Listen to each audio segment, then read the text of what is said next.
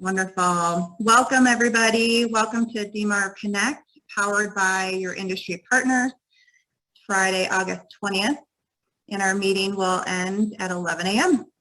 Our speakers today are Piper Knoll, the Knoll Team in Madison Company Properties, and Chad Lubin from CrossCountry Mortgage. My name is Stephanie Obermeyer, and I'm with Waterford Bank. I'm your industry partner liaison for the West District. I am incoming chair. I will be chaired next year, 2022, and I'm your industry partner of the year. Our staff contact is Julie Borges, and our panel moderator today is Nabu Hada. Our corporate sponsor is Josh Mitchell from Chase Bank, and our industry partner spotlight is Wayne Helm from Hamadi.com. Wanted to let everyone know that we will be breaking out in networking groups once we're all finished, so stick around. It'll be a great time to connect with everyone who's on the Zoom today. I want to introduce our industry partner spotlight, Wayne Helm with Hamadi.com. Wayne, take it away. Hi, everybody. Thank you for having me. This is a huge thing for me, being a franchise owner. I started Hamadi, I bought my franchise last year. Went live in December, and I actually started in the Colorado Springs area, and I was fortunate enough through my contacts with Nabu, we were able to purchase the franchise rights for the Denver metro area. And as of August 1st, we launched the Denver metro area, and I've already done just about a handful of Hamadi jobs. And to kind of tell everybody what Hamadi is, I've been on a few of these Zoom calls, but Hamadi, I think, everybody has a photographer, everybody has a videographer, everybody has probably a drone operator. What Hamadi did is we bundled it all together into a package deal, and you can hire one person to do it all, and we can give it to you at a value because we have everybody on the team is trained to do everything. We can do the photo editing, we can do the video editing, we do everything. And so kind of what Hamadi is there is to help a real estate agent gain 25% more listings. I like to be used as part of the listing meeting tool, saying this is what we're going to do for you to market and sell your home. I'd love to tell you we're going to sell it faster, but I don't think we really need to use that part of the sales pitch right now. We offer the, like I said, the 3D Matterport tours. We do drone aerial videos, and we do HDR stills. And we can also do the 2D stills with pulling them from the Matterport. So we bundle all that together into a, we call it a Plat Pack, or Plat Pack Plus, with the HDR photos for under $300.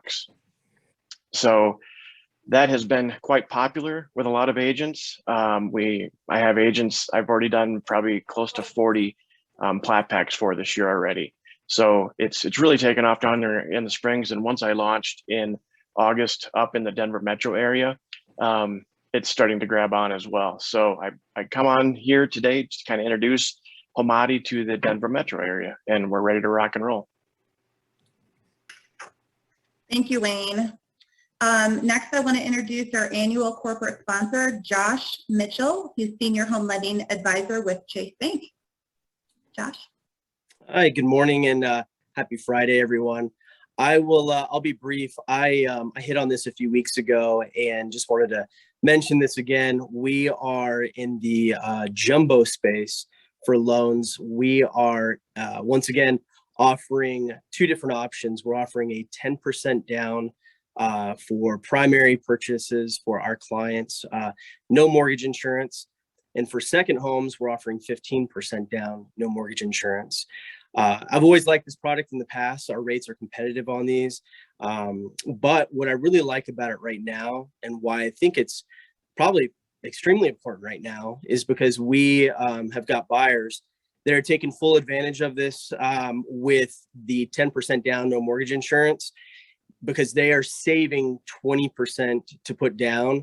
And so to be competitive, I know that we've got a ton of folks that are doing appraisal gaps, that are even waiving appraisal. And so sometimes if that 20% is their max, that extra 10% can be used as kind of leverage for them to be able to make up that appraisal gap or to feel comfortable about going higher and going over that listing price so that they can be competitive and get under contract. So we've seen a lot of success there, but I definitely wanted to touch on that again. I think it's a great program that we're not seeing a lot of lenders offering right now. And so I will, I'd be more than happy to answer any questions that you've got. If you've got any questions, feel free to put them in the chat.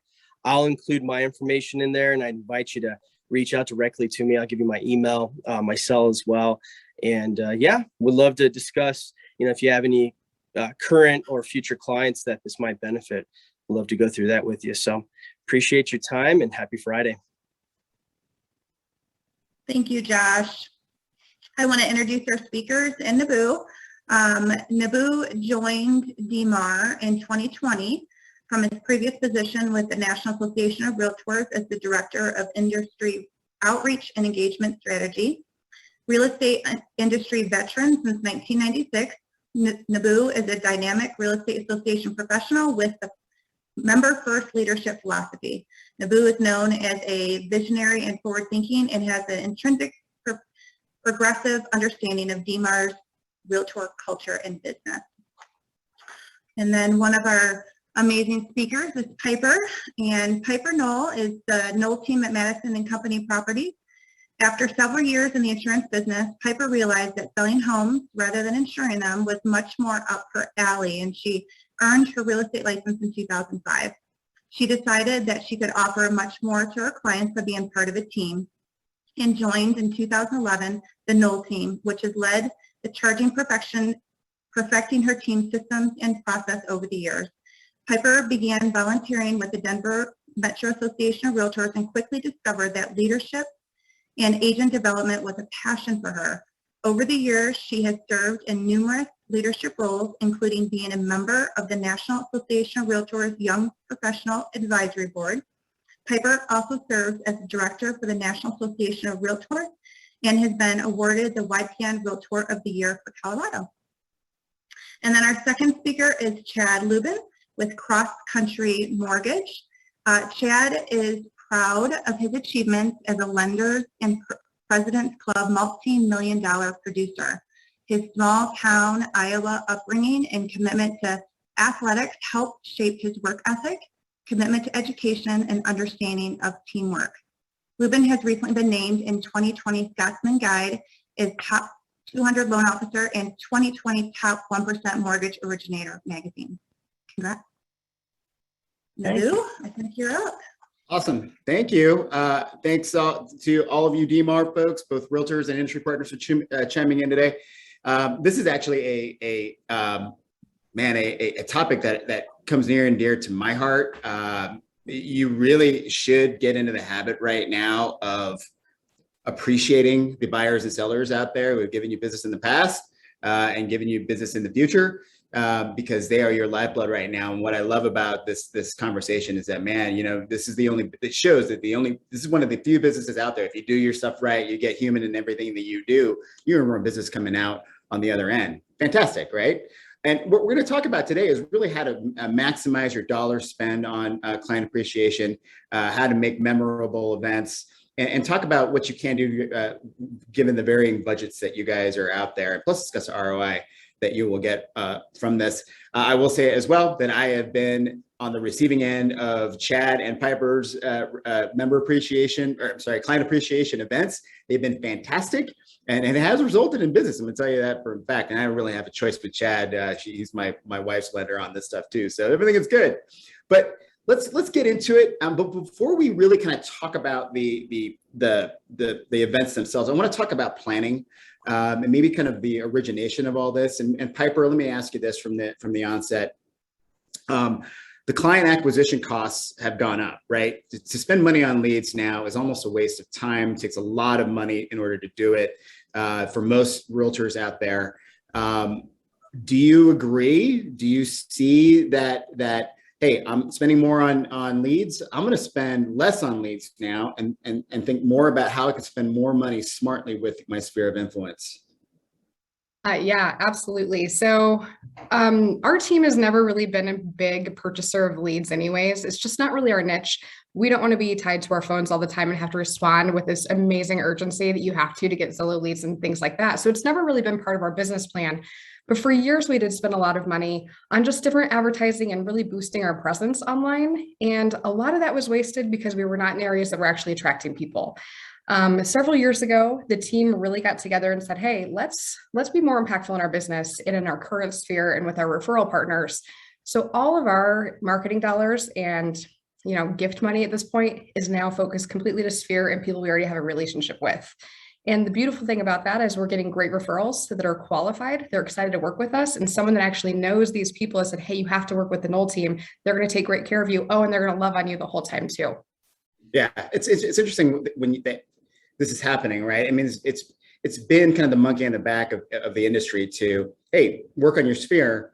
But most people don't. It's the shiny new object syndrome, right? And the money spent is just ridiculous. Chad, I know you see it from multiple markets. Are you seeing this with top producers out there? Seeing it with teams? What are you seeing out there right now in terms of these trends towards sphere marketing? Yeah, I'm seeing a lot of my top agents go away from the online leads, and a lot of it is not just the cost of the lead and the low rate of conversion, it's the manpower that you have to employ to have enough follow-up to get the client in front of you. So we have seen a massive shift into loving on the current clients, going all in on your sphere of influence, doing events, and just spending the marketing dollars more towards the people we already know, like, and trust, and they feel the same about us. Yeah. Stephanie, what about you? From the local level, are you seeing it as well with the agents you've had a relationship with? Yeah, so I haven't spent any money on lead generation as well. I haven't, years and years and years ago I did, but in the most recent years being here in Denver, I have not. So some people know that I'm from the Midwest, I'm from Ohio, and when for 23 years now, I've had the small town Toledo back home giving me business. I've been doing it for so long, we haven't had to purchase any leads. It just is always there. Coming to Denver 3 years ago, I had to really figure out how am I going to generate this referral base and my sphere. So I quickly figured out who I wanted to be part of my sphere, and then we targeted events, education classes, things like that, and eventually all of that, those referrals do come in that way. But money for like Zillow leads or Boomtown, I haven't purchased that in years. So, and this is a pretty salient point here, right? So, Chad, you're in North Carolina right now. Piper, here in Denver, along with Stephanie in the Denver metro area, we're both all in markets here that, frankly, the only people now who can afford to buy their next home are people who already own homes. You know what I mean? And with one in four Denverites, but only being able to afford to buy a home right now, goes to show you that new people who are coming into the market, a longer runway, but the shorter runway for more immediate business is going to be with your sphere. Now there's proof of that, right? So let's talk about planning, right? Chad, I know you, you're planning stuff with my wife like a year in advance.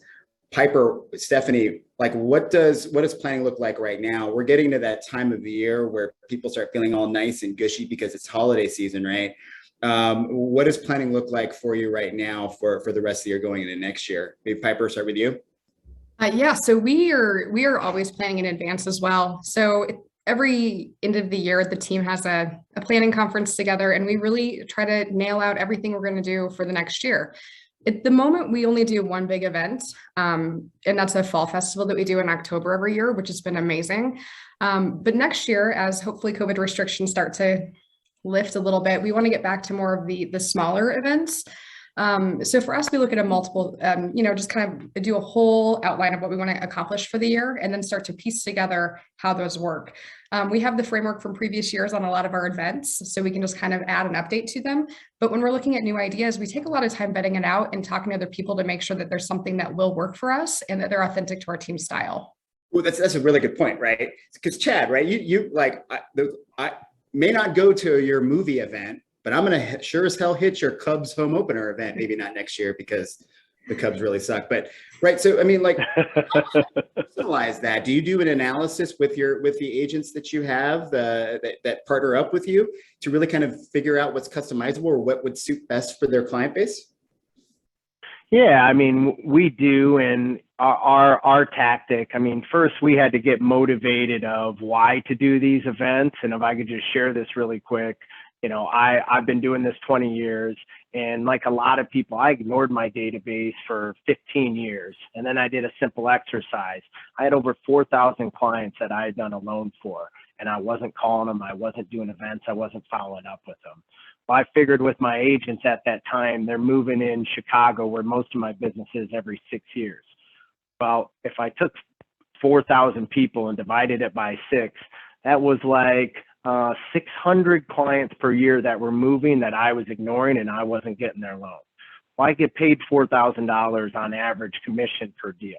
So that was $2.6 million of revenue I was ignoring every year and not loving on and not having events. So just to drive home the point why this was so important, there was $2.6 million reasons for me to do it. Now, am I getting all that business? No, but these events help with it. So what we try and do is an adult themed event and a family event, and do that quarterly.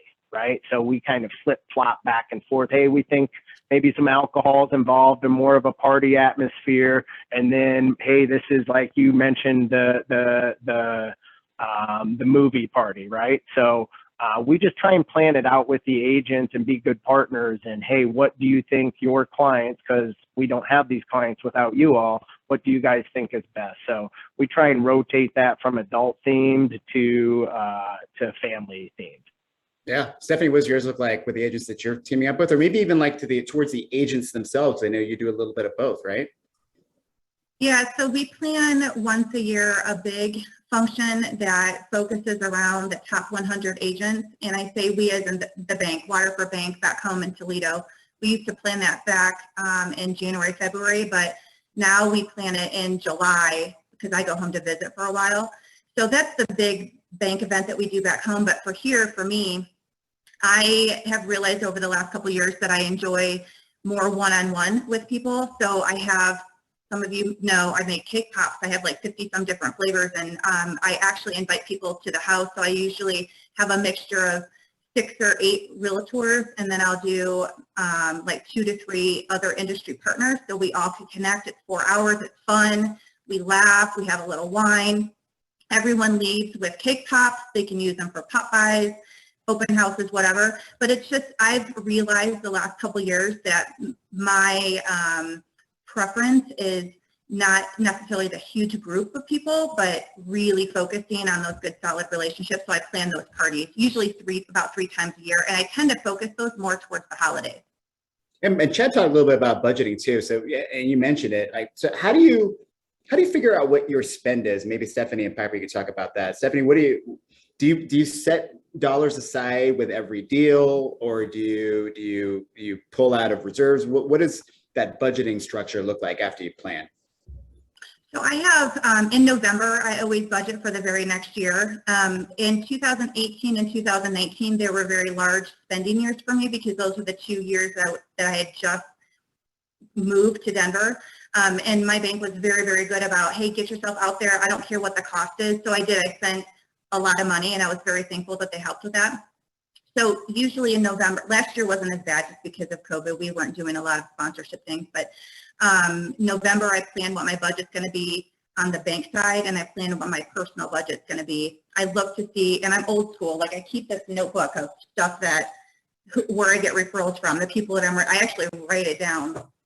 And that way I can go back to that for that year and see, where did I spend my money? Where was it, helpful for me, and where can I continue that money spent the next year? And then, I try super hard to find ways to do things for free.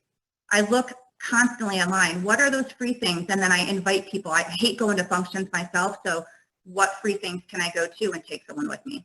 Gotcha. Piper, what about you? Budgeting? So you're thinking about now for next year. What does budgeting look like for you? Yeah, so when we do our planning every year for the team, we do a lot of goal setting with that. And that's quite honestly how we come up with our budget.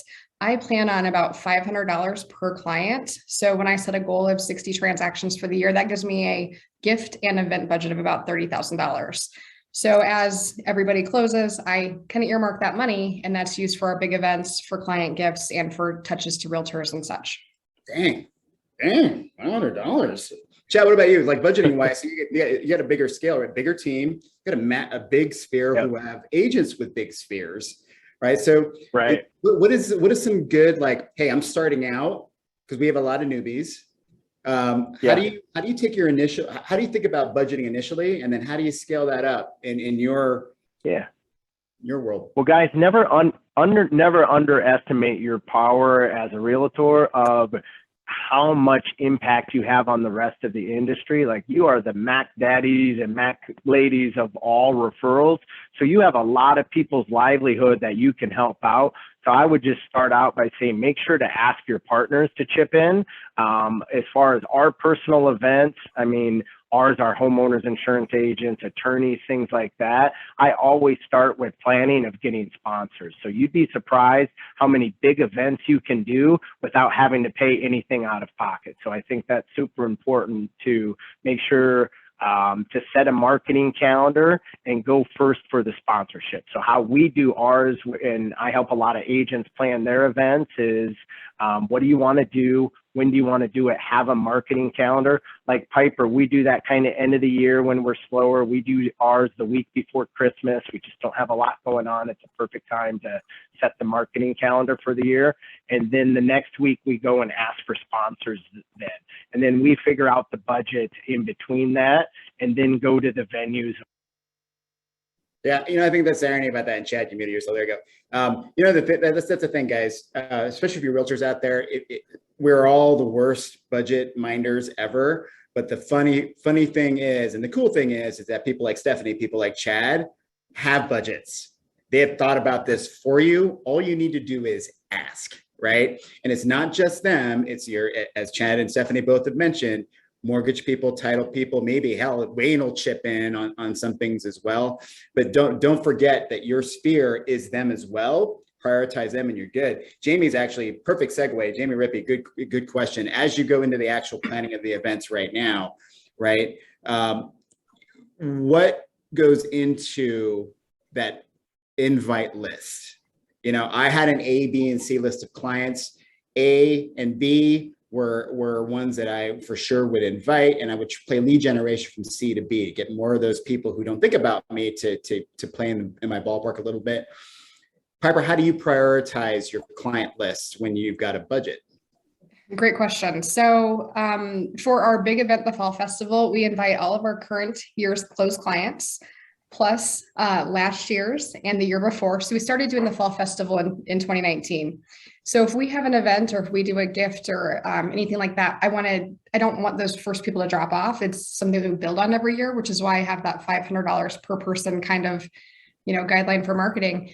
So like for the fall event this year, we will have probably 75 people invited. It is the current clients that have closed in the last couple of years. Plus, we always have those people that will refer business but haven't closed in the last 3 to 5 years. So we add them on there. We also add kind of the influencers. So if we have some clients we know are always on social media, we want them at our events.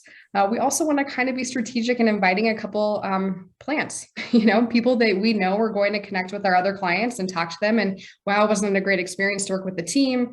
So you can kind of get that energy around there. But if you're not strategic in who you invite, you're not going to have a lot of energy at your events, which doesn't give you the same return on that investment.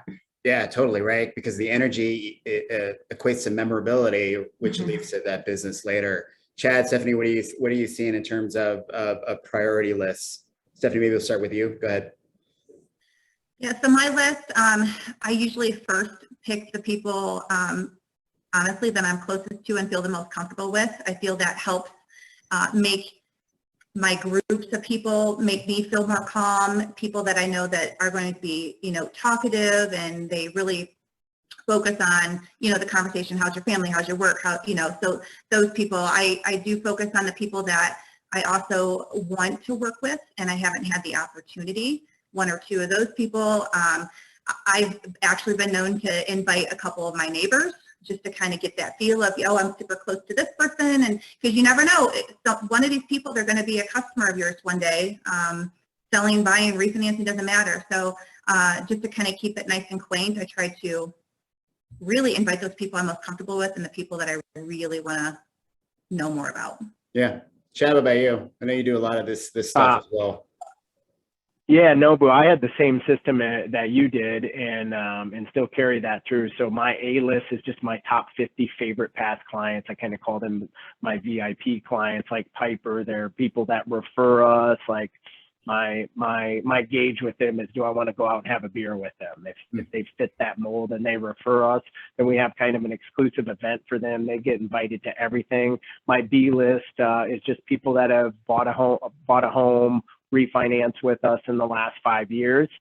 That's my B list, and that's the majority of people. That's, several client appreciation parties throughout the year. And then that C list is very similar to Piper, people that are my VIPs and other partners, where I'm not stepping on toes by having them at the event, right? I wouldn't want to have like one realtor at an event and not another, and I had their clients there. So these are people like Wayne, right? Just good partners, people that I know can connect and maybe get business from themselves and help out my client base. So very similar to both Piper and you, Nobu. Yeah. So how do you keep track of this stuff? Like for me, it was an Excel spreadsheet. Piper, what do you use to keep track of this? I have a really great CRM called Follow Up Boss, and we can tag people and organize people by who they were referred by, when they closed, area of town. We can analyze the data 1,000 different ways. Chad, Stephanie, what do you guys use? I'm Salesforce. Oh boy. Same thing, CRM. Not everybody's got 20 grand to spend a month, Chad. What about you, Stephanie? It's not that expensive. Stephanie, what do you use? CRM through Encompass, through our loan application site. Yeah. So here's the thing with the CRM, guys. Almost all CRMs does what Piper does. And if it doesn't, pick another CRM, but make sure that you're getting in the good habits right now, especially if you're new. Have an A client, B client, C client list at the very least to know who your previous clients are and to know what business is coming from them. That is hands down the only thing you should be doing when it comes to that post-transaction experience. Okay, so let's actually start getting into the events right now. I got to tell you, it's weird to go and hang out with people right now. And Stephanie mentioned the intimate events are the thing right now. What are y'all planning for your next, let's say your next couple of events? Because there's a little bit of, at the very least, a little bit of clarity about, hey, it's not going to be crazy yet, but it's going to be. We can start planning on something during the holiday season. Piper, what are you doing over the next 3-4 months? Yeah, so kind of our next couple of big ones, we have our Fall Fest coming up this year. We started doing this 3 years ago, and it's a whole team event. Everybody that is on the team participates. It's a full work day. And we basically rent a cool venue. This year, we're going to do the Wash Park Boathouse, which will be awesome. And we invite our clients to come and participate in some fall fun. We do goodie bags. We do candy for the kids. But the big draw is we do family photos. And so we have a couple great photographers that we know through the industry, and also some of our clients actually are photographers as well. And they take family photos. And the great thing about this is people print these in the goodie bag that we give them a really nice 8x10 or a 5x7 picture frame. And these photos are then given to our clients. They get all of them and they put them up in their house. And what's great about that is their friends and family come over and they see a beautiful, huge picture of them on the mantle. And they say, oh my gosh, that's a great picture. Where'd you get it? My realtor did that for us. And it has huge shelf life. And every year we're able to say, hey, come back and get your new fall photo. So it's a really, really cool event. This year, if we are able to, we're going to do food trucks, but who knows what COVID has in store for October. But we're kind of playing that by ear. If we can't do a food truck, we'll just do a really nice goodie bag again. And in that goodie bag, we add things that are not specific to us. You will never get anything from me that is Knoll Team branded.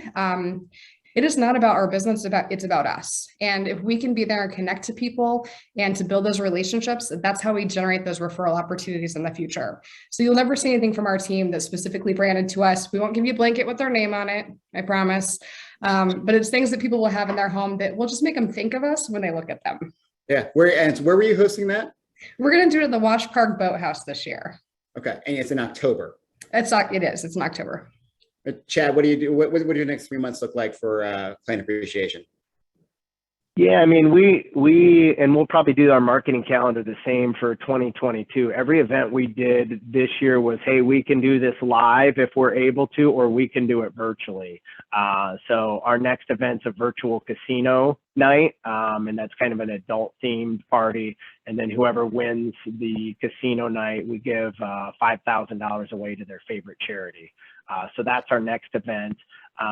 We've just kind of done everything like Santa. We can do it virtual or we can do it in person. And we just planned our whole year, and we'll do it again for next year. Just it can be in person or it can be virtual. That's a really good point, by the way.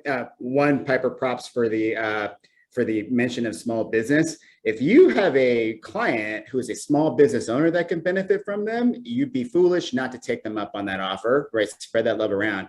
But Chad, the virtual stuff, my wife is planning a virtual Zoom Santa visits with her clients, right? I mean, it's little things like that. Just use your Zoom account and pop into people's. I can't tell you how awesome it is and how cheap it was when you start spreading that cost around. So thinking virtually, boy, that's fantastic. How are you doing? Yeah, just go ahead. One other thing on that real quick, like you mentioned, small businesses. We do an art event, like a painting event. You know, there's a lot of those, what do they call them, like sip and paint, girls' night out type of places. Those are the places that struggle when we get shut down, and those artists can do it virtually. You can deliver the materials to your clients, and it goes a long ways for people with families when you can deliver something for their kids to do when they're driving them crazy from being locked up if we go back into lockdown. So just events like that, don't overcomplicate it. Yeah, you can do the wonders of technology, get booze delivered in a very nice package for these kind of things. Stephanie, what does your next 3-4 months look like for client events? Well, first, Chad, that's a great idea about the sip and paint, especially over like Christmas break when the kids are at home and they are driving the parents crazy. Hook them up with a sip and paint. I think that's, well, not sip pop or something, but anyway, or the parents can sip on wine. But anyway, that's a great idea. So I'm starting back on my cake pop classes. So I'll do one in October before, and I always have done 2 in November and 2 in December. So around December, so holidays, people can actually take those things out to wherever they want to go. And I actually was talking to a couple of my neighbors that I am starting a plan to have a self-defense class for our kids in the neighborhood, because we live in a huge neighborhood. We're out in Arvada and Candelas. The schools in the neighborhood, all these kids go to school, they all walk to school. And my one neighbor friend, she has a kindergartner and a 2nd grader, and they wanted to walk to school by themselves today. I thought, oh my gosh, I don't have the courage to let my kids walk, you know, at that young. So I said, you know what, we're getting a class for these kids in the whole neighborhood. We can do it at one of the little places, clubhouses we have, get these kids self-defense classes. Never know. That's a great idea. That's awesome. Have you all noticed Chad and Piper are both writing notes with each other? So please be writing notes on this stuff. Yeah, I got to say that like suiting your events around relevant events for your clients is a pretty big deal. One of the best events that I've seen, especially now because it's salient to me, I dropped Oliver at school for the 3rd time today. Teacher appreciation. It like literally something as simple as sending the Amazon gift link to your school, to your sphere, to say, hey, you know what? The school needs some help. You know, send them some love, right? Really good way to just chime in with your clients about this stuff, right? Something as simple as that. I think the big thing is to ensure that your events are relevant to your clients, not something that you would want to do right on your own. Just not make it suitable to them, not to you, which is a thing. How do you be intentional about this? And Chad and Piper, you both have talked about this. I think there's this thought that everything I spend, I need to get an immediate ROI from, right? And it's not the case. If you're sitting around with commission breath at your client appreciation event, guess what? Your next client appreciation event is going to suck, right? So like, how do you be intentional about this? Chad, let's start with you, because I know you have really good advice on this. How do you be intentional about business when you're trying to get business at an event you're spending money on? Yeah, well, I think first and foremost is be genuine, and it needs to be about the love of them as a client and their trust in you. How we do it is we just have a raffle at our in-person events, and we have a "we need your help" form, and we say, hey, you trusted us once, we would love again if you could trust us with referrals. And if you send us a referral or have through the year, we're going to do a raffle at the end. So we get referrals at the events because they want the raffle, and then everyone that gave us a referral from the year participates in that raffle. Like last year, we gave away a trip, about $6,000 trip to Hawaii, and it more than paid for itself with referrals. So, and just one thing I wanted to say is, guys, sometimes it's not about the people that are at the event. It's just about the invite and reminding people that you're out there, that you were their realtor. It's not always about the people showing up. It's about the invite and showing them that you're going above and beyond. Yeah, Piper, same thing you? Yeah, pretty similar. I mean, the team, we definitely play the long game with people. We really take time to get to know our clients really well. We do a lot of kind of questionnaires and surveys. We call it the getting to know you. And some of this I've actually borrowed from Shay, Nobu's wife. We have a Google form that before we even meet with somebody, we have them fill out a pretty lengthy questionnaire. And part of that is, what do they enjoy doing? Are they outdoor people? What are their hobbies? What are their kids' names? Like, do they have pets? So we get a lot of this information up front, and we do it really stealth so they don't realize that this is our gift giving campaign for the next 5 years of this relationship. So that's one thing that we really do. Plus, once we have a client that's getting close to closing, we send out another kind of close and gift questionnaire. I can't tell you how awful it is to go to a listing appointment and look up on the cabinet and see a bottle of $100 wine you bought your client 5 years ago when you sold them the house. And they're like, oh yeah, we don't drink, but we saved it because you gave it to us. That sucks. So through series of those things happening to us, we've really tailored things to be very specific to our clients. And because we gather a lot of this information, we keep it in our database, we can organize it, we can pick who gets invited to what events. We do all kinds of different things. And we do all of these through Google Forms. And I'm happy to share the links that we use if you guys want to create these on your own. But we ask them, are you a salty or sweet person? And we make it like kind of fun, like, hey, we always rely on candy, but what do you like? You find out if people are gluten-free, sugar-free, because it sucks to send people gifts that they're going to throw away or not use. Yeah, so that's kind of well, that's the thing, right? Because your client appreciation starts at the moment your client is being intaken for their business, right? So Absolutely. So Jessica, Whitney is asking about this stuff. Go beyond what are you looking for in your house? Go beyond 3 bedrooms, 2 baths. Everybody wants kind of the same thing, especially in this market. But literally asking them what your favorite drink is, right? What do you like to do during the weekend? I mean, it's all things like this that you need to know. The worst question you could possibly have, by the way, and I see this online, and Chad, I know you see it too, because you're in these same groups, right? What do I get my client for a closing gift? Man, if they just spent a ton of money with you, crying on your shoulder after losing 5 times in multiple offers, you should know what these people want. The intake form is absolutely huge. Piper will hit you up if you want to see a good one. My wife has got one on buyselllovechicago.com. Get to know who your clients are before you even take them out, and it fuel your post-transaction experience even better. Stephanie, what about you? Like, what are your thoughts on this whole idea about intention? It's not about business now, right? It's business later. How do you do this? How do you keep track of this stuff? Piper, like Stephanie, go ahead and then Chad. Yeah, I mean, I think you have to be intentional about it. I mean, we're all in the business of sales, so we all have to be, like Chad said, be genuine, be humble, learn who your customer is, your clients are.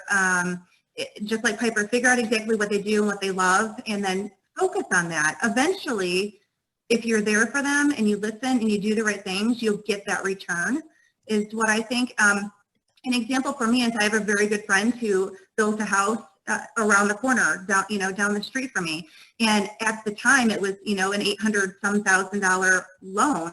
And my interest rate wasn't the best, but they purchased, they closed, I was there for them. And I have them in right now with a refinance.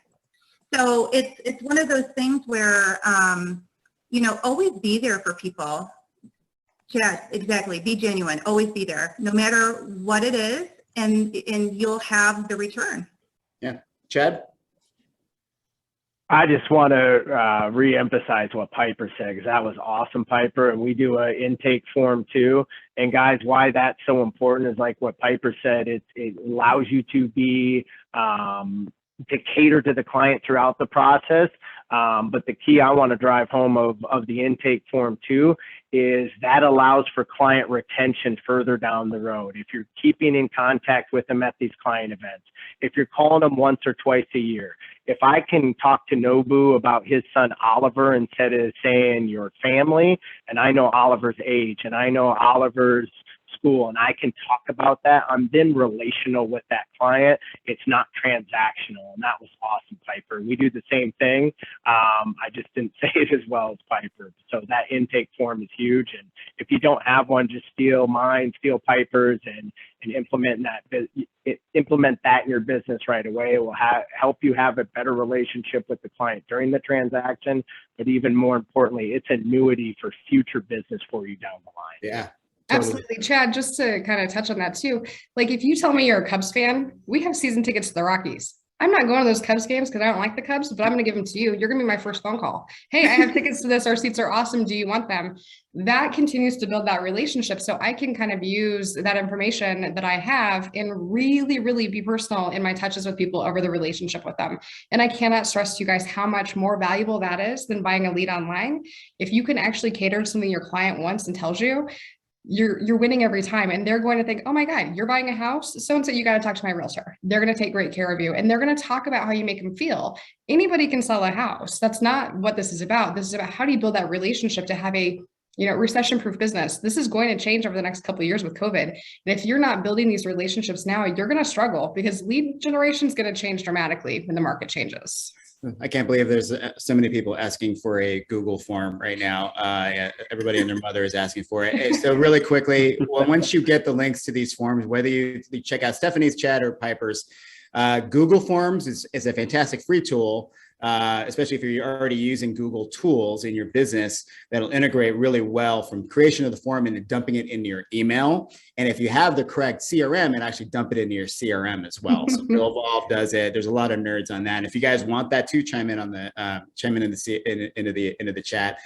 But for the love of God, please make sure that you are taking that form and making it yours, right? Questions you would ask, right? So don't just copy and paste, make that form your own and how it suits your business and how you want to set some expectations, which is a great way to set in this form as well. And the best way to use the form, by the way, stick it on your email signature and use that as a primary referral tool for your clients. Give that link to your friends and family and say, hey, you know what? This is my realtor, but this is what she needs to know about before they work with you. You'll find, I think Stephanie, Chad, and Piper can both say this, the people who fill out these forms, whether they're at your client appreciation event or a referral, the people that take time to fill out forms are ready to go.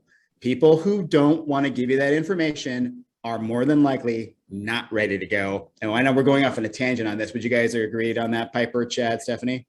Absolutely. And if they're not going to take the time to fill out the form, why are you going to take your time to spend time with them trying to qualify them? Like they're either your people or they're not. So if they can't give you the courtesy of giving you some information, don't waste your time on them. They're going to be the problem people. Those are your D clients, which nobody did not mention on his A, B, C, and D. The D or delete these people. You might have sold them a house, but you never want to hear from them again. That's your D list. Get rid of them.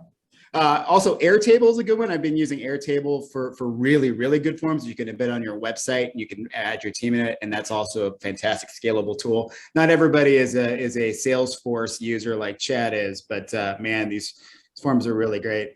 Okay, so D for delete. Yes. Put questions, by the way, not just your email address, but all of your questions here in the chat as well. Okay. Let's talk about new agents right now. We have a lot of new agents, maybe somebody who wants to dip their toe into this. I think everyone needs to revisit their client appreciation tactics every year anyways, right? So, but if I'm brand new, and I've got no budget, right? Or I don't have the money to do this stuff, what would be your first thing to do? Piper, what are your thoughts on no budget client appreciation going forward? Yeah, if you don't have a budget, try to create one. Even if it's just a little bit, you need to have some kind of a gift or touch budget. Brian Buffini will tell you have to have 33 touches a year to have that client relationship really stick. If you don't have the budget for that, which I understand a lot of people don't, you need to make sure you're making those phone calls and making those direct connections otherwise. But start building into each closing just a little bit of money to earmark and set aside for things. And it may not take as long as you think to build a nice little nest egg for these events. But you also, if you don't have a big budget, partner with industry partners and really work with the people, your lenders, your inspector, to see if they'll help you with some of those. And as you continue to grow your budget every year and be intentional on how you're growing it. Yeah, one of the first events that my wife did in Chicago when she knew nobody, I think she chatted with like one of the first people that she met, right, in Chicago. Her first client appreciation event was in Valentine's weekend, and all she did was make dinner reservations for that weekend at all the hot restaurants in Chicago on January 2nd for Valentine's Day weekend, and send it out. In the week previous to Valentine's, sent out an email to all of her A and B list clients, said, hey, I got your back. I know you forgot about Valentine's Day, because everybody forgets about Valentine's Day. Here are some reservations, first come, first serve. And I can't tell you how hot that was. It scaled to social media. She turned it into a whole week of just like stuff. Can't do it anymore with COVID because people don't want to go into hair salons anymore with a bunch of other folks. But it was a fantastic way to do some free stuff that didn't cost you anything, just a little bit of time, right? Stephanie, Chad, what about you guys? Advice for newbies out there or people who are just getting into it? Chad, maybe about you? Yeah, I would just say don't underestimate what your vendors are willing to do for you. If you had transactions, you referred people out, go ask them, and definitely don't underestimate the power of advice to people from financial advisors, from your mortgage lenders, from your attorneys. Have some free educational events where you're providing value back to your client. I love doing a will and trust. No one wants to talk about it, but everyone has questions on it. Grab an attorney, send out a Zoom link. It costs nothing. It promotes you. So if you have zero money for a budget, you can't find sponsorships, do some free educational seminars. Yeah, that's really good. Almost all of you guys hopefully have a Zoom account. Use that Zoom account and do some webinars where you can do virtual Q&A from the comfort of your home, and then you can record it and then send it out in an email link afterwards. It's a really good point. Chad, Stephanie, what about you? Newbie, what should I do? Yeah, so I was a newbie here not too long ago. So I focused a lot on connecting with other industry partners, finding ways, whether it be title companies, all of us industry partners can help in some sort of way, get the newbies to classes or events.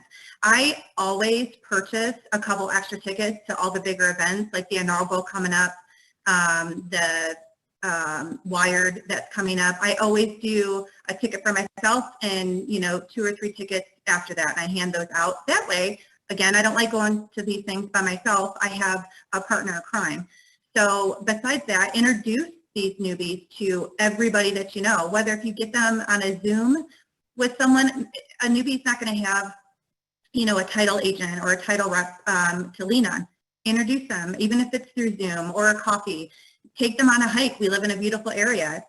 Anything that you can connect them with the other person. Gosh, what else? Committees. Get involved. I mean, the more you get involved, the more your face gets out there, the more you learn about trends, everything. That's what I would do. Yeah, and you brought up a good point too. When I was a new agent in Minneapolis, I partnered up with other agents for our client appreciation events. Frankly, it doesn't really matter whose business is whom. The crowd and memorable events is actually a good way to do this. Partner up with other agents, especially if you're new. Don't be afraid to go and talk to other agents, maybe in your same brokerage. Maybe your brokerage will want to do it. Most of my client appreciation events ended up being a collaborative event with 4 or 5 other agents every year. So, all good with things like that. Angela Grunt, do you have a question or did you accidentally raise your hand?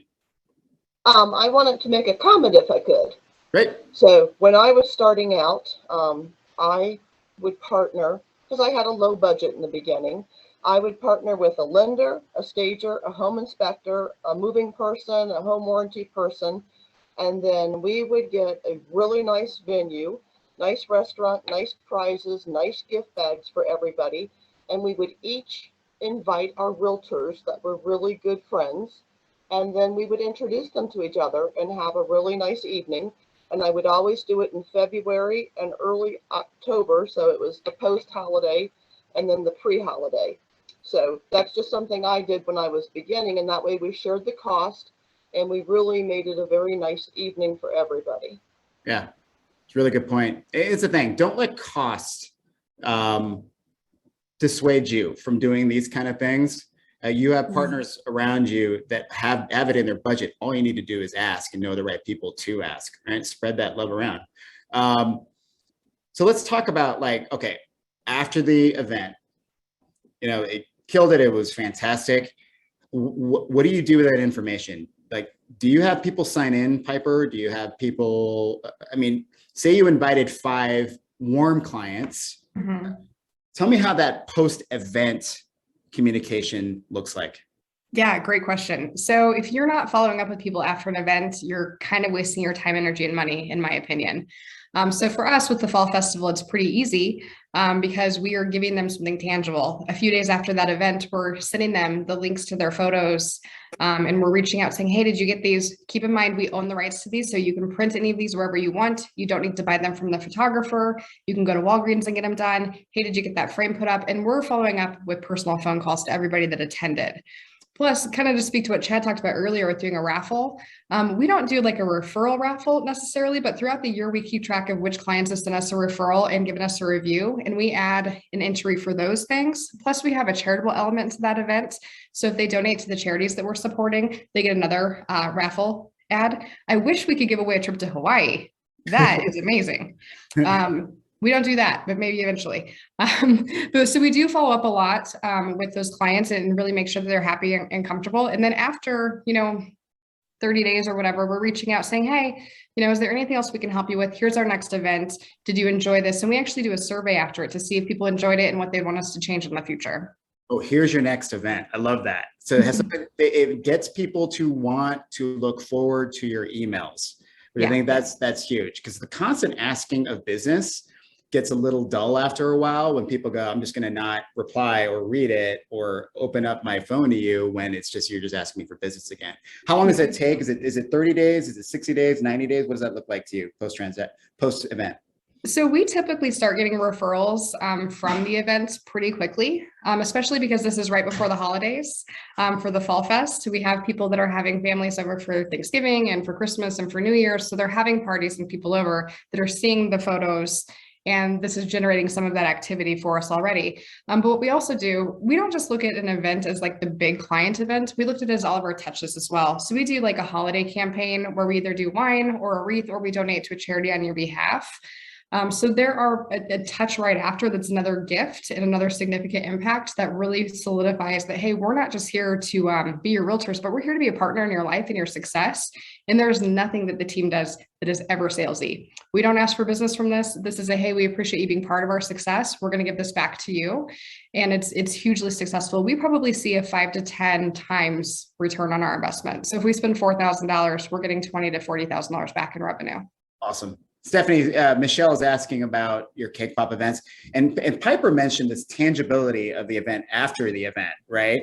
You actually have something literally I can eat, or like turn around and give it to like a client, which I tell you, that's a pretty big deal, especially, timing wise, right? So what does that look like to you? Like, so you make these cake pops, you give them away, and then what do you do after that event? Honestly, I have a bunch of them myself, so I drop them off to real estate offices as well. So whatever they do with their cake pops, they give them to family, friends, Popeyes, whatever. But for myself, I always have, and it sounds ridiculous, but I have a refrigerator made just for cake pops. So I always have so many of them that I drop them to my neighbors. I just give them away. I love them so much. But I do see Michelle's message. I'll put her on the list, and I do gluten-free, sugar-free, and a dairy-free. You think it's gross, but it's delicious. We'll take your word for that. But you mentioned something interesting too. Drop-bys, right? I used to do Popeyes when Popeyes were a thing and people were working in offices at work. not at home, but at work, because it makes that event. If I'm dropping off goodies around the holiday season at people's work, they share it and they share my brand, right? So what do you think about these Popeyes? Have these Popeyes work for you? I know you do it for realtors, so the industry partners in the audience. Does that work for them? Because realtors are in the office right now. Yeah, and you know what? I honestly, besides getting, referral business and stuff from me dropping that off, I've actually gotten a lot of some business, like doing baby showers, bridal showers, and all that. They're like, hey, by the way, can you, put this together for them? I'm sure, I got a weekend, not a problem. I can get that to you. But it's just that constant contact with somebody that's in our business that I can help fulfill more on a personal level, I guess, something that they're going to enjoy, something that they can bring to another customer or to a family member. I feel, it kind of connects me with them. And I have my name on the box, and so everyone knows who it comes from. And it's just a way. I love baking, and I love doing other things like gardening. It's just one of those things that I feel comfortable doing, and people tend to enjoy. I think they get to know more about you, which I think that's great. Although baking sounds, oh my God, I can't even imagine you're running an oven the whole month of November. So Chad, from the enterprise level, right? So I know you see these stats because you help a number of agents on this stuff. What is work post-transaction that you've been seeing trend-wise? And has things changed with COVID? Are you saying like what's the ROI on the events? Yeah. I think Piper is very accurate. It's 3 to 4 times almost every after every event. We get past client referrals. They say, hey, I've been meaning to reach out to you. We're buying a new home, or we're buying a second home. I think you can expect, when you look at it over a 6-month period, 3 to 4 times what you spend is usually what we get back as well. So I think what Piper said is very accurate. And what we do in our follow-up is, depending on the size of the event, don't tell anybody, but we do mass-produce thank you cards that look like they're handwritten. If it's over 50 people, if the event's under 50 people, we personally write thank you cards for them coming to the event. And it's just a nice touch, and we find a lot of follow-up from that as well. So I agree with Piper, like, don't do the events if you're not going to follow up after them. It's almost like the invite and the follow up after the event are the most important parts, not the event itself. Yeah. It's a follow up is key. It's just like follow up with any new lead, right? Follow up with any warm lead. Y'all got to follow up, because there's like 20,000 people that some of them will, right? So, are you guys staying away from holidays right now? Holidays have become, I think, in my opinion, a lot more sacred now. The more people are spending time at home, right, because of COVID. What are you staying away from as you start looking forward? Or is it business as usual, Piper? Yeah, for us, we try to celebrate some of the less commonly celebrated holidays. So we do quarterly pop buys, and we kind of pick themes around those. So our first quarter pop buy is Chinese New Year, which is kind of fun because nobody really does a pop buy for that. We do a 4th of July pop by, which is going to have sparklers and pop rocks and little 3D glasses to look at the fireworks. For Thanksgiving and Christmas, winter holidays, we do either the charitable donation, a wreath, or a bottle of wine. But we always do Thanksgiving cards and St. Patrick's Day cards with like a little scratch ticket. So we try to celebrate some of those other holidays that are maybe a little bit more overlooked. So you don't just fall into the oh, great, another Christmas card. Not that there's anything wrong with holiday cards, but these are a little bit more impactful because it's something that's not expected. I gotta tell you, no matter what, every Christmas card ends up in the trash. Right? You might keep it up for a week, but then it's gone. Yeah, but if you just give me a scratch ticket and say, hey, we're lucky to have you as clients, that might have a little bit more shelf life. Plus, we also encourage our clients really to post on social media. So with each of these different pop buys we do, we say, hey, post your photos on Facebook. And we're going to pick somebody to win for Chinese New Year, we do a PF Chang's gift card. So we do different gift cards and say, hey, engage with us, tag us, and we'll enter you in this as well. Nice. So Popeye strategy, is it everybody? What does that overlap look like with your events? Yeah, so we have probably it's very similar to our guest list for our events, a little bit deeper. We probably have about 250 people that we do Popeyes to. It's a lot. The team, luckily, we have an amazing team, and we just kind of divide and conquer geographically on getting them delivered. And the people that are outside of kind of our effective service area, if they're a little bit further north, we do mail some things if we have to. But we do have overlap that's a little bit broader reach because it's a less expensive touch. Gotcha. Chad, what are you looking at for next year when it comes to like holidays? Anything differing as you look forward to next year? Yeah, we've just stayed away from more of the like bar atmosphere and happy hour events. We just found less and less people coming to it. We used to do a lot of happy hours, and we've definitely stayed away from that. And just during the winter time, we moved all the events to Zoom. That was kind of expecting some of this with COVID to maybe pop back up. And candidly, like the holiday parties, when we did the virtual casino night, it was just a huge hit. And I think people found it convenient.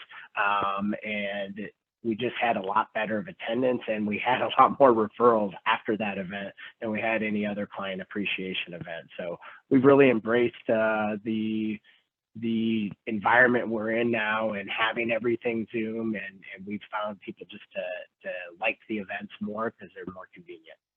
Okay, really quickly, by the way, you're like the fourth person to bring up a casino night. How the hell do you do this? Like, what do you do? What tech do you use? What do you use? So it's a service in England that does it. They're actual dealers. They're casinos that are shut down, and they host this whole casino night. So it's different rooms, and there's all these breakout rooms. I can get the name if anyone would want to use it. It's $5,000, so it's not cheap, but people just absolutely love it. It's a lot of fun. Wow! So it's a real casino. It's a real casino. Holy cow! Yep. Yeah, it's real casino, real people. It's not like digital. It's all real dealers, real games. It's a lot of fun. Oh my God. Okay. Well, I don't have a spare $5,000, Stephanie. So what do you, when you stay away from Christmas? It's kick pop season 24/7, 365. We have a weird July, August lull here. Do you take advantage of that? Stay away from holidays? What do you do? Yeah, so I don't typically do any parties myself. I actually join and help. So I'm on the board with Women's Council of Realtors. So we have a nice Christmas party. So I focus primarily on that with Women's Council. And in June, we always have a like a nice little summer in the park party that we do for everybody.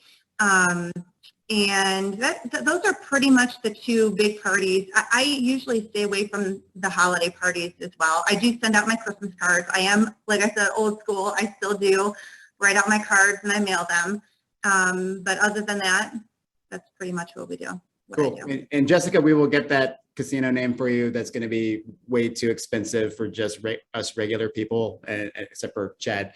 Okay, so in our final 4 minutes here, let's talk about like next year. What are some event ideas you guys are kicking around for next year? Piper? For us, we're going to be doing a lot more movie nights in our driveway. We have a really cool setup with a big screen, so we can do a movie night out there and just have a smaller group of clients on a more consistent basis. So we're looking at doing 2 events with, 5 to 6 clients a month. And then also my husband is a big golfer and I am newly into golf. Weird. And we have a golf simulator in our basement. So we can kind of do like a Top Golf at home and invite clients for those things. So we'll do movie night and golf. Nice. So more way intimate to go and coincide with kind of the big ticket fall event, right? Yeah. And so like when people are thinking about events, you don't need to spend $30,000 or $5,000 to do a big event. If you pick the right people, having small get-togethers, if you're comfortable with that, is just as valuable. It's picking people that are going to get along and really have similar interests. So we've had a lot of success with that. But, if you're not comfortable having people to your home, I know that's really intimate and there's a lot of our clients that we wouldn't want to have to our homes, but the ones that you do want to have there, those are going to be your top clients that are going to be your raving fans and send you a lot more referrals. And if they get to know you personally, I found in our business that is the ticket to success. If people like you personally, they will refer people to you. Yeah. Stephanie, what does next year look like for you? Yeah, so I have on my calendar, and I'm actually starting it now, is to do more of the hike. So inviting 1 or 2 people with me to do an hour hike instead of, just like Chad, not many people are doing the happy hours. And I'm happy not to do a happy hour. So instead of a happy hour or, a coffee, morning coffee, let's go for a hike. Let's get to know each other a little bit more, which is more intimate. And Piper, you're right. We just got a simulator too a few months ago. It's a brilliant idea. I love it. But the hiking is going to be a once a week thing for me. Well, all these golf nerds here. Chad, okay. End this on an awesome note. What are your thoughts for next year? So a lot of uncertainty here in this market, right? Yeah. The rest of the country is kind of suffering from COVID. It's not so bad here, but we do have to worry about things like events. But what are you thinking about next year? And how will you capitalize on the bountiful opportunity that we have for business? Yeah, I think, what Stephanie said is awesome. Don't think these have to be these huge event with 1,000 people there. If you can find a common bond with your clients of you like to bike, or starting a Peloton group, or going hiking, like she said, don't overestimate that it has to be these big grand things. I find small groups, like actually Nobu's wife is my top referring agent. And she came to an event that there was just 2 of us at, and I got a great time to connect with her, and she's now turned into my best referral source. So don't always think that it has to be these big, huge events, guys, because I find you can't connect with the people and build that relationship when they're huge. So that was awesome, Stephanie. For me, a thing we did, you mentioned at the beginning, is the theaters are struggling. They're struggling a lot right now, and there's actors and actresses having to do second jobs. You can grab them. They'll do children's story time. We have one of that set up. We have a sing along with another actress. She does a bunch of different characters that she'll do for kids. So that we've planned a lot of that for next year. We love sending the art supplies and having an artist teach them how to paint, and there's something tangible there at the end that they can show, and it's up in their house. So just more things like that are family focused, that, hey, we can do it at the art studio if we can be live, or we can send them the supplies, which costs a little bit more, but you get a lot of impact from, and it's important to follow up with those people. Yeah, really salient advice, guys. And frankly, it is hilarious, Chad, that 7 years ago, we would never have been talking about this type of thing, family-friendly stuff. And now all we talk about is family-friendly stuff. Right. But ensure, you guys, the advice that you gave, making sure that it's relevant and salient to your clients, not something that is you-centric, but client-centric. Do the work on the front end and make sure that it permeates your business all the way through the transaction and through the client appreciation event, and don't worry about numbers. Right, get quality over quantity is what I've been hearing a lot from you guys. A, B, and C lists, guys. It's not about the event itself; it's what you do to prepare leading up to it now. And frankly, now's the time to do it. Thank you guys so much, Stephanie, Chad, Piper. It's been so awesome to see you guys, and this has been fantastic. I love this topic. I hope you guys out in DMAR land got a lot out of this. Thank you guys so much for being here. Stephanie, we'll pass it on to you. All right, we've got some, thank you, everybody. We have some things coming up, some announcements, DMAR announcements. Our PAC fundraiser is September 23rd at Topgolf. You can register on the DMAR calendar. The inaugural is September 30th at the Denver Athletic Club, and that you can as well register on the DMAR calendar. Wired, Women in Real Estate Denver, coming to the Cable Center October 13th. Register on the calendar. And then we have a new agent and industry partner meet and mastermind on September 21st at 9 a.m. at DMAR headquarters. Make connections, build your industry relationships, and get free resources for maximizing success in your business. Our next DMAR Connect will be Friday, September 17th at 9:30 a.m., powered by the Southeast District. We'll begin talking to a panel of top producers about business planning, technology, and more. And I think that's pretty much it. We can all go into our breakout rooms and do a little networking until 11 o'clock if Julie's ready.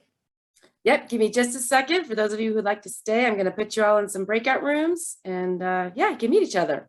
Hang on just a minute. And thank you all. Thank you for the panelists. Really appreciate all that great content.